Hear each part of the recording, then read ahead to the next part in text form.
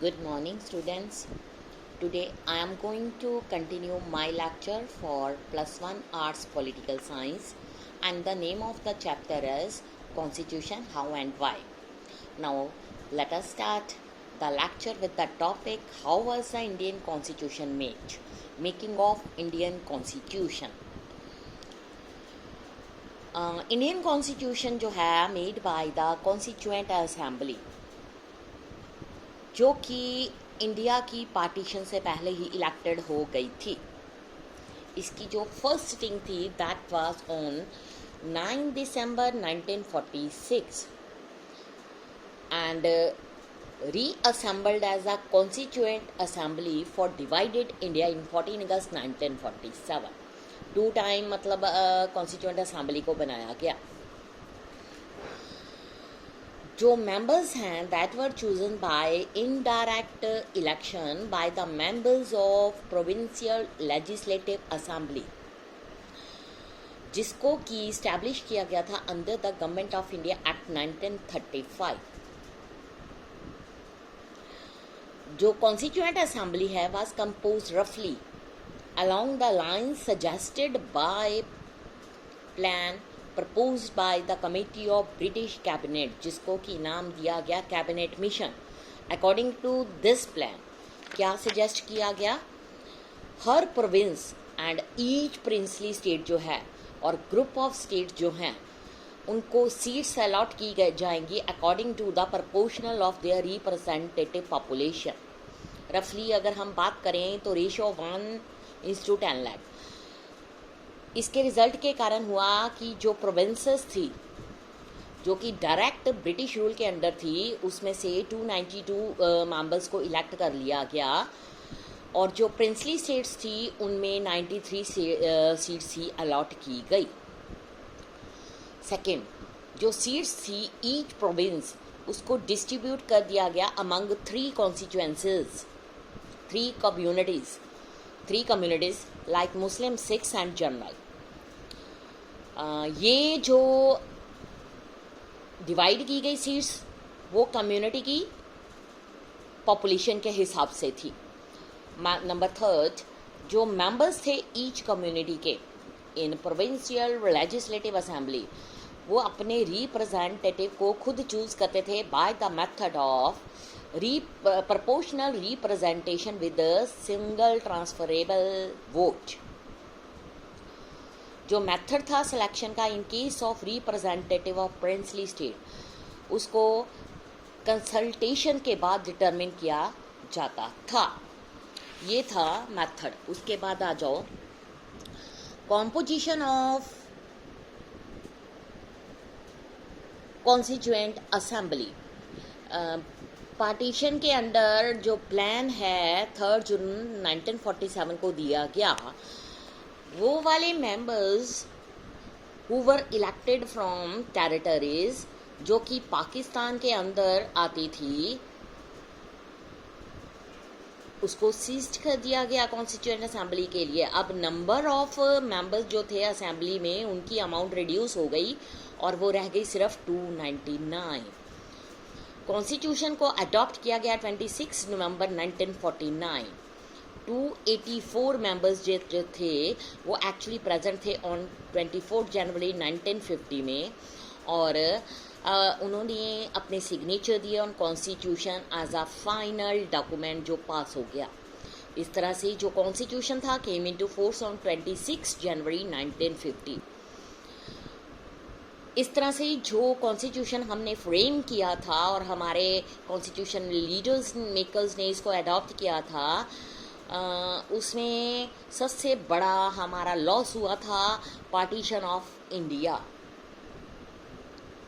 But it is a tribute to fortitudes of the farmer that were not only able to draft a constitution under immense pressure, but also learnt right lessons from the unmanageable violence जो कि partition के दौरान उनको face करनी पड़ी थी।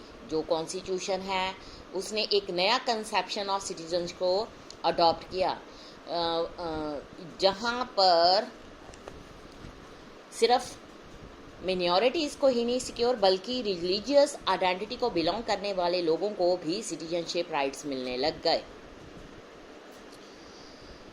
इस तरह से जो हमारा कॉन्स्टिट्यूशन बनाया गया उसमें सबसे पहले यूनिवर्सल सफ्रेज उसकी प्रोविज़न प्रोवाइड की गई।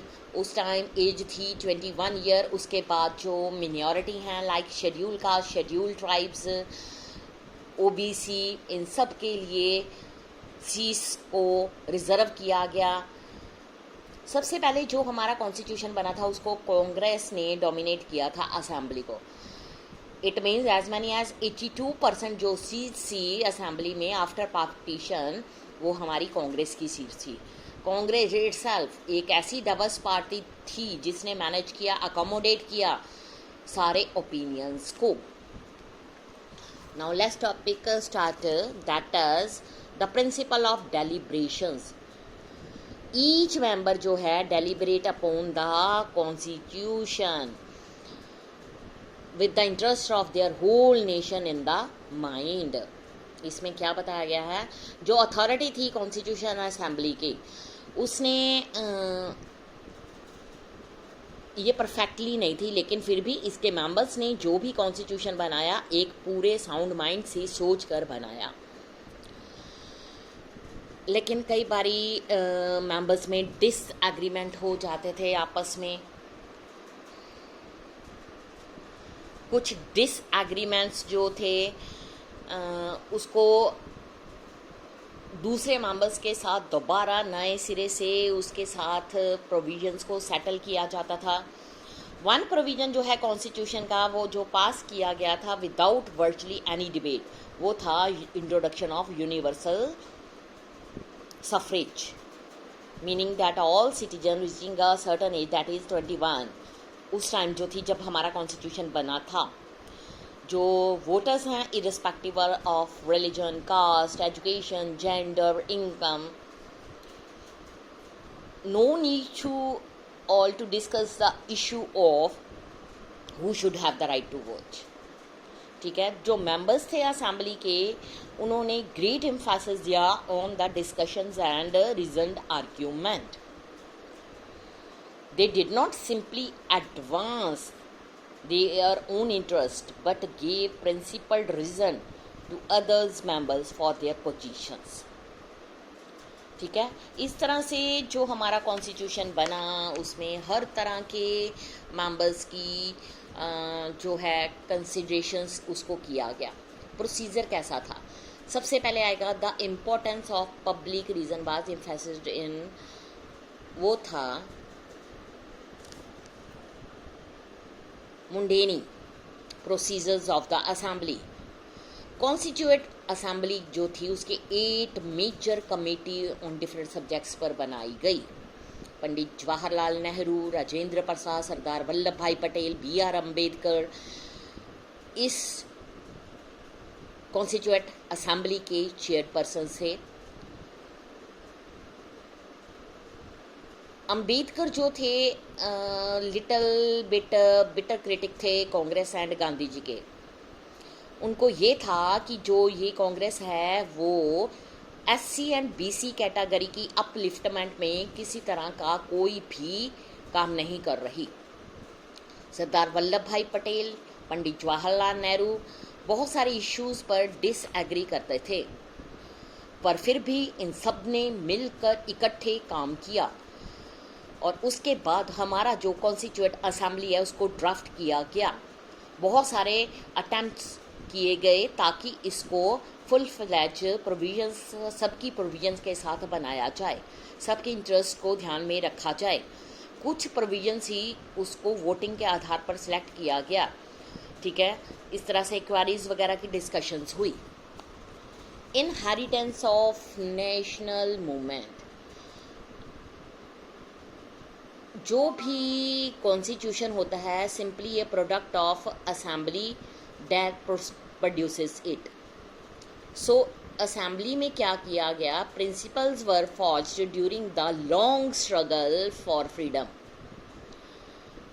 कॉन्स्टिट्यूएंट असेंबली जो बनाई गई उसमें बहुत सारे प्रिंसिपल्स जो हैं नेशनलिस्ट मूवमेंट्स को ध्यान में रखते हुए उसमें उनके ऊपर डिस्कशन डिबेट्स करने के बाद उसकी एंट्री करी गई।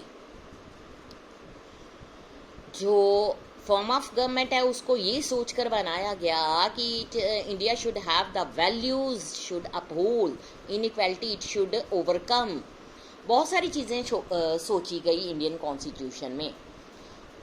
उसके बाद ऑब्जेक्टिव रेजोल्यूशंस, वो वाला resolution that is defined the aims of the assembly moved by Nehru in 1946। जो रेजोल्यूशन है encapsulated their aspirations, values जो कॉन्स्टिट्यूशन के बिहाइंड में थी। उसके बाद सब्सेंटिव प्रोविजन जो है कॉन्स्टिट्यूशन की, inspired by and summed up by the values incorporated in the objective resolution।